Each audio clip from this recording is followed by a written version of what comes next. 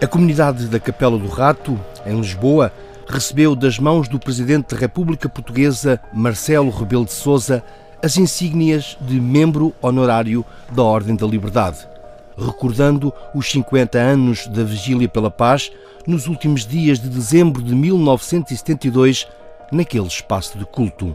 Portanto, eu vou entregar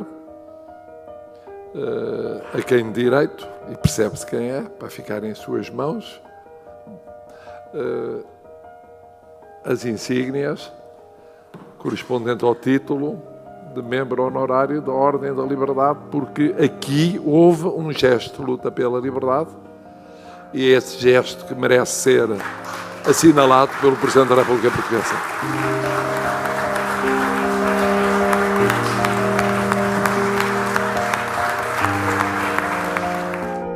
Por iniciativa de um grupo de católicos, a 30 de dezembro de 1972, organizou-se uma vigília de 48 horas, com o objetivo de refletir sobre a paz e sobre a guerra nas colónias, à qual aderiram também não católicos. E este encontro acabaria por ser interrompido pelas forças policiais, resultando em mais de uma dezena de detenções e inadmissão dos funcionários presentes. A Capela do Rato, em Lisboa, soprou e acolheu ventos de mudança com a Vigília pela Paz, realizada naquele local, nos 2 últimos dias de dezembro de 1972. Aqui celebrava e pensava e agia uma comunidade liderada profeticamente pelo Padre Alberto Neto, que desafiava e provocava através das suas homilias e também das suas dinâmicas de reflexão a pensar e a agir assuntos incómodos na altura: a guerra colonial, a paz, o caminho para a democracia, o compromisso profético dos leigos na praça pública, a ligação entre a experiência interior da fé e o testemunho público e cívico.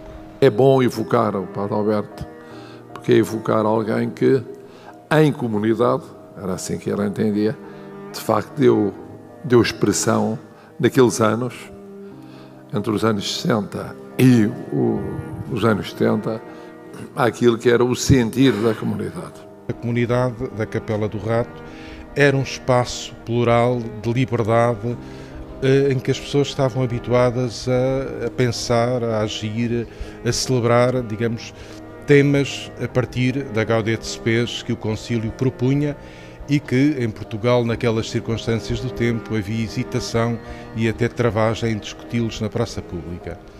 Pronto, a isto juntou-se também um grupo de leigos, alguns exteriores à capela, outros dentro da dinâmica da comunidade da capela, que se organizaram para, no dia 30, provocar aqui uma vigília durante 2 dias de jejum e oração pela paz e explicitamente com uma tónica política contra a guerra colonial e de expressão de desejo de transição democrática. A guerra colonial, a paz, o caminho para a democracia, o compromisso profético dos leigos na praça pública, a ligação entre a experiência interior da fé e o testemunho público e cívico eram assuntos debatidos no espaço plural da Capela do Rato.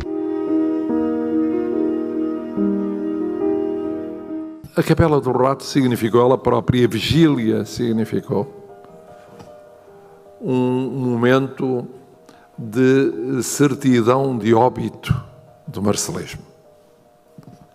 Eu entendo que ele estava morto desde esse ano de 72, concordo, foi um ano decisivo, por incapacidade para equacionar e resolver minimamente qualquer dos problemas fundamentais para o país.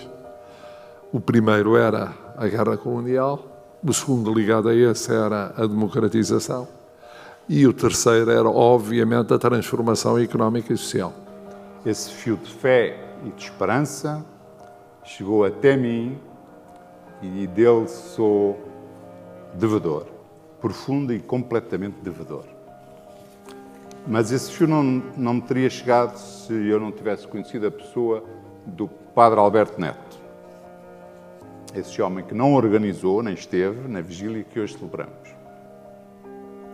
Contudo, sem ele, a vigília pela paz do dia 30 e 31 de dezembro de 1972, e que devia ter chegado ao dia 1 de janeiro de 73, não teria tido lugar nesta capela e, muito provavelmente, em qualquer outra. Eu pertencia às Brigadas Revolucionárias, pertencia à direção das Brigadas Revolucionárias.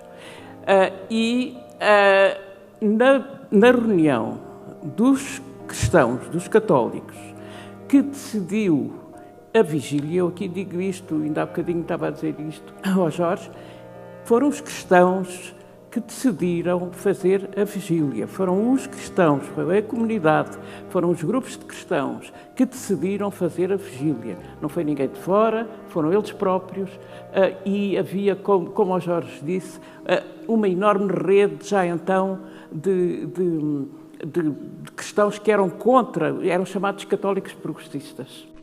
O ano de 1972 foi decisivo, porque era notória a incapacidade de resolver minimamente qualquer dos problemas fundamentais para o país.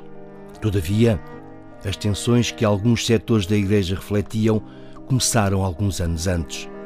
Os documentos do Papa Paulo VI foram essenciais para uma reflexão crítica. Naquele dia 8 de dezembro de 1967, o Papa Paulo VI dirigiu uma mensagem às comunidades cristãs dispersas pelo mundo, propondo que no primeiro dia de cada ano civil, doravante fosse celebrado o Dia da Paz, a partir justamente do ano seguinte.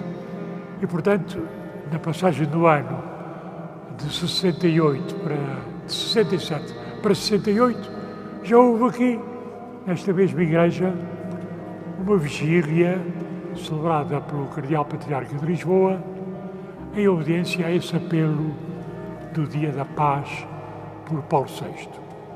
O ano de 68, se a minha memória seletiva não me engana, ainda que inconscientemente, foi um ano muito importante. Olha, logo em agosto, dá-se o acidente grave do professor Salazar,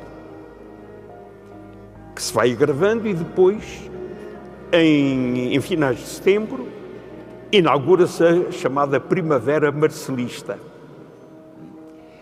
Mas, no meio disto tudo, como já foi muito bem acentuado, toda a movimentação grevista, que foi grande, e a movimentação dos estudantes universitários, a ponto do técnico ter sido fechado. Nessa noite, acreditem, aconteceu aquilo que foi, literalmente, o movimento fundador da mobilização dos cristãos em grande relevo para a luta a favor da paz e contra a política anticolonial. Eclesialmente vai-se dar um acontecimento aqui em Lisboa que foi muito grave. Talvez nunca mais tenha havido um acontecimento que fosse tão grave nesse aspecto de ruptura, que foi o padre Felicidade Alves foi retirado do seu pastoreio na Igreja de Belém por razões políticas. Lembro-me que uma senhora muito ligada ao regime de então entrou pela sacristia adentro depois de uma homilia do padre Felicidade na sua vinda de Paris. Senhor prior, eu venho aqui protestar. Se façam ser protesto, é protestante. Aqui é culto católico. E virou para os textos.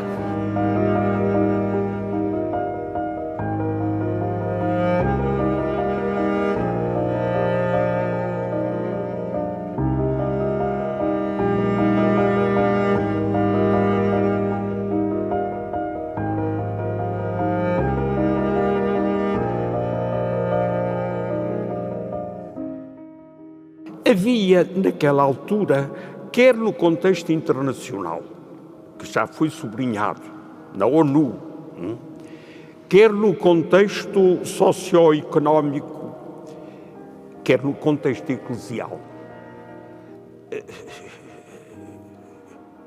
O exílio do Bispo do Porto, que entretanto regressa, é nessa altura, mas não regressa com todos os outros filhos bispos de braços abertos a acolhê-lo. O mesmo acontecia no clero. Lembro o padre Chanella como grande cúmplice dessa irreverência magnífica, não encontrei outro termo, dessa irreverência magnífica que se cruzou com a rebeldia da nossa juventude e nos possibilitou, ao mesmo tempo que reversávamos as nossas convicções políticas, não deixar de lado a contínua interrogação sobre como responder aos desafios da nossa condição de crentes. Não só estávamos aqui cerca de 150 pessoas, debruçados sobre textos, sobre testemunhos, a ponderar em conjunto o que se passava com os meios cristãos, que há mais de 6 anos, seja dito em boa verdade, estavam passivos, inertes, perante a barbaridade de uma guerra em 3 teatros africanos. Aliás, implicando, logicamente, um grande sentido de responsabilidade pela cumplicidade que isso representava para a Igreja Católica no nosso país. Foram pessoas como eles que nos permitiram prosseguir esse diálogo entre a vida que levávamos e a fé que professávamos, percebendo que a fé, pouco valor tem quando não torna aquela, a vida, numa vida ao serviço das pessoas, da sociedade, da humanidade. E podem crer que no final dos anos 60, princípio dos anos 70, não era de todo fácil ser contra a guerra, ser contra a ditadura e ser cristão.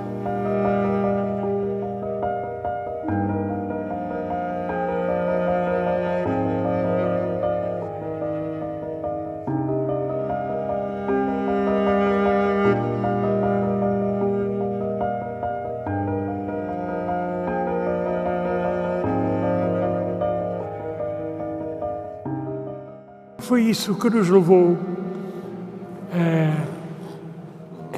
a encontrar aqui momentos altos, como foram, por exemplo, o facto da Sofia de Melbreina ter redigido expressamente para essa noite um texto célebre agora na nossa memória.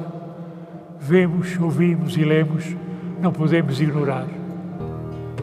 Vemos, ouvimos e lemos, não podemos ignorar. Vemos, ouvimos e lemos, não podemos ignorar. Vemos, ouvimos e lemos, não podemos ignorar. Vemos, ouvimos e lemos, não podemos ignorar.